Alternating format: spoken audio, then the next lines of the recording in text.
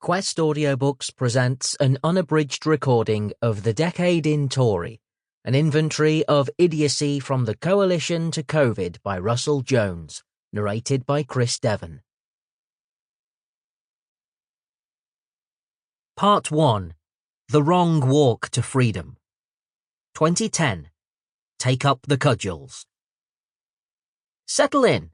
Imbibe whatever sedative or chemical agent does the trick for you, and let's rewind the clock to those halcyon days of 2010, when we all still thought things couldn't get any worse. Remember how that felt? Me neither, but honestly, there was a time when we still thought rock bottom was the shambolic, incoherent and unrepresentative backroom scramble to assemble a working government while the global economy collapsed around us. This is it, we said. This is as bad as it will ever get. Oh, to be that naive again. But truthfully, things in Britain had reached a terrible new low. The banking system had gone into meltdown. Unemployment had spiked at over 2.5 million. A Eyjafjallajökull volcanic eruption presented unprecedented challenges to both airlines and newsreaders. Cadbury had been sold off to the Americans, and the Vauxhall Insignia had inexplicably become Britain's 9th best-selling car. This madness could not go on. It was obvious Labour couldn't go on either. Britain's voters had grown tired of looking at the miserable face of Gordon Brown, and the moment had arrived to replace him with a more even distribution of misery. By comparison with what came next, there wasn't much wrong with Brown.